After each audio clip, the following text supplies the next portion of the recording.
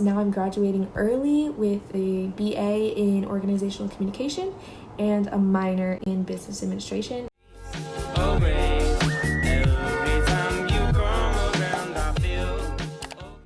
I wanted to talk a little bit about how I got to where I am now, since I only have one semester left of college.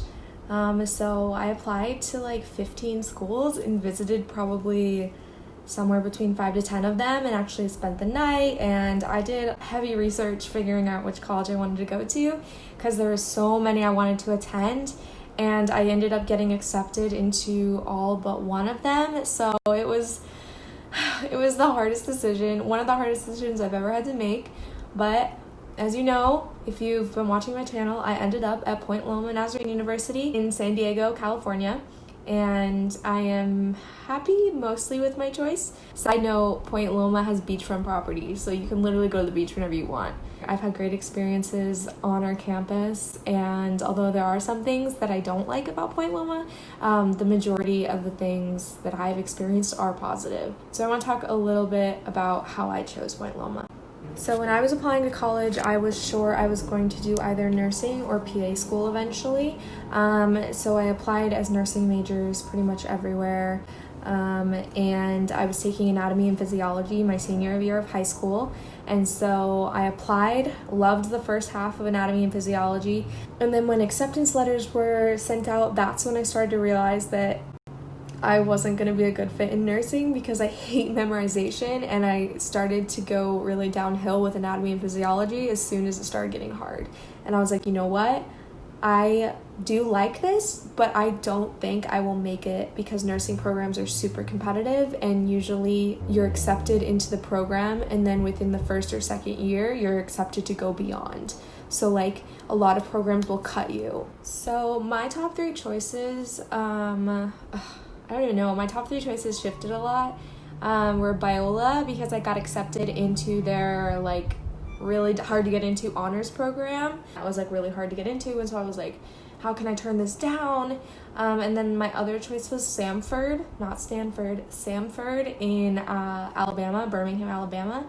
I visited both of the campuses. I wasn't super impressed with Biola's campus, because it's like really like downtown in LA, and there's not a lot to do around it. I mean, there's the beach, but Point Loma, you can walk to the beach. So, and then Stanford was beautiful, really amazing. The main reason I was looking at Stanford was for their nursing program. The year that I was a freshman, they would have opened their brand new building, and when I visit, I got to see the construction being done, and it was incredible, like state of the art, like amazing. And that was really the main reason I was looking at Stanford, is because I really like their program. Obviously all three schools are Christian schools. I applied to some non-Christian ones, but I wasn't really heavily considering them. I applied to Harvard as a joke. I got an email 10 minutes after I applied telling me that I did not get in. Apparently they don't tell you that if you have a certain GPA, they just send you an automated message saying you can't get in. So they take your $75 application fee, even though you have no chance. And my GPA in high school wasn't bad. Like I had a 3.6, but I went to a really competitive school. So even though I had a 3.6, I was the second. There was like 90 kids in my class, and my class rank was like number 88. And I'd also spent my first 2 years of high school in Central America, where I did very poorly because some of my classes were in Spanish and I didn't speak Spanish.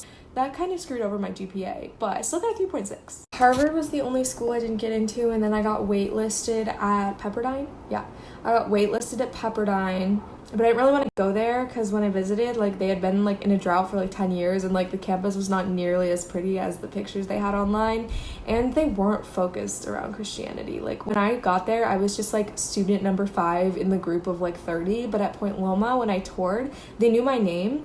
The tour guide literally knew my major after I told her one time.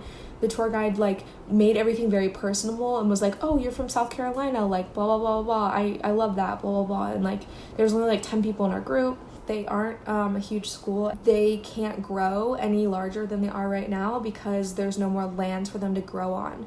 So they can't build more dorms, they can't build more parking. Oh, don't even get me started on parking, it's so bad. But so they physically can't grow anymore because we're on the ocean. We can't add levels to our buildings because it obstructs the view of the ocean. So we're literally not allowed to build like taller parking garages or anything because there's neighborhoods right behind us that look at the ocean. So they're not going to get any bigger. Yeah, so small school, 3,000 students about. I don't think it's that small a school. Like, I see people every day that I've never met before. So I decided to go to Point Loma after praying about it, and after visiting, it was my favorite place I had visited. All my classes have been, in my major, all of my classes have been under 20, more usually around less than 15. But then my GE classes, I've had classes up to like 45. So I actually applied to all these schools as nursing majors, got in except for waitlisted at Pepperdine, got in, and then I emailed them and was like, hi, I know I haven't even arrived on campus yet, but I don't want to be a nursing major, after I'd already accepted my offer. And they were like, that's fine, we have tons of people on the wait list, like, you're giving someone else a chance. And I was like, okay, cool. And they're like, what do you want to do? And I was like, I guess I'll do sociology. So I was like, yeah, I want to be in the FBI, because I watched like all these crime shows, and I was like, that's cool. And so I was a sociology major for about a month, and I still hadn't gotten to Point Loma yet. And then I emailed them up and I was like, hi, can I be a communication major? And they were like, sure.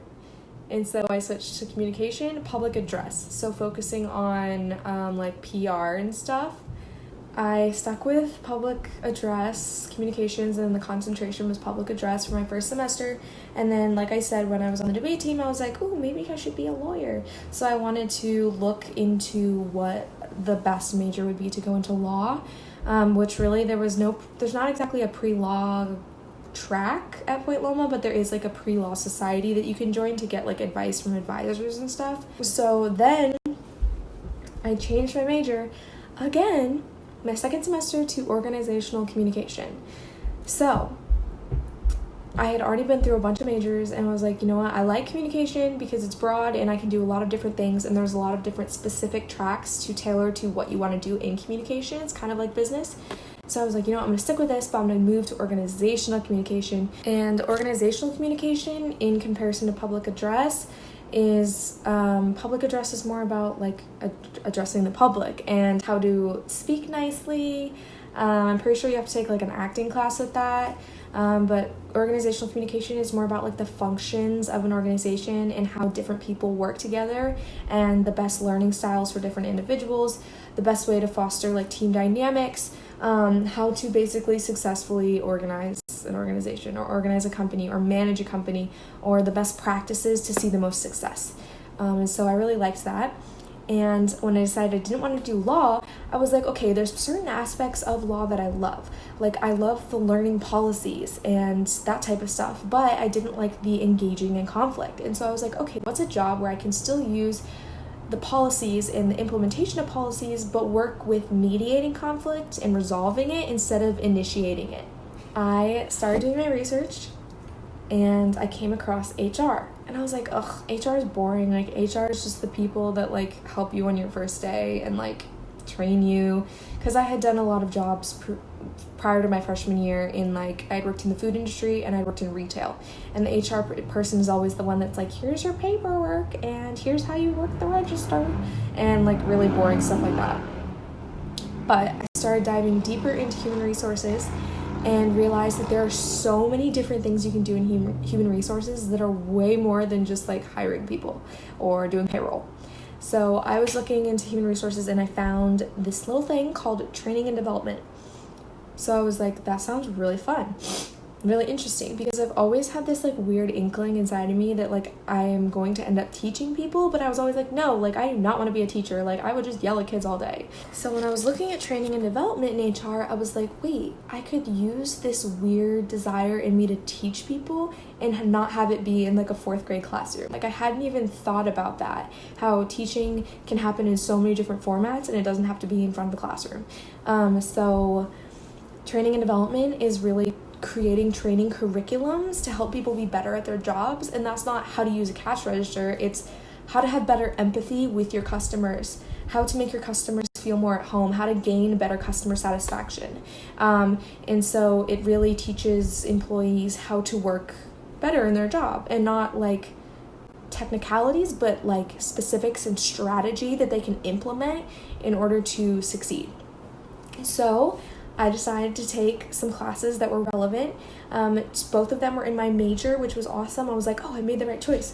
One is called Training and Development, and the other one was a business elective that I need to take. My major is kind of like a mix between business and communications, since it's all about organizations, but instead of it being like the business side, it's like how people communicate and strategies on that side of it. So my major, you're required to take 2 business electives, and so is it 2 or is it more? No, I think it's 2. And then so I took human resources, and then I also took principles of marketing. I really loved marketing, but it was not something I wanted to do for the rest of my life, like for sure. Like it was really interesting and it was fun, and like I got like a 98 in the class and did like the best on anyone on our final project. And like my group even got asked to speak at this showcase because our project was so great, but it's not something I know for sure I don't want to do it for the rest of my life. I love public speaking. It's like the #1 fear in America, but I have zero fear towards public speaking. It energizes me. It's like thrilling to me. So that class was literally all training. Like me and my partner created an entire training curriculum based around strengths finders, if you know what that is. And the training curriculum was aimed to show managers how they can more effectively delegate tasks to get done better by using individual strengths based on the strengths finder. I started going to networking events. I started looking for internships in human resources. Finally found one. That's the one I'm doing summer 2020 right now. Love it so far. So that is how I got to human resources.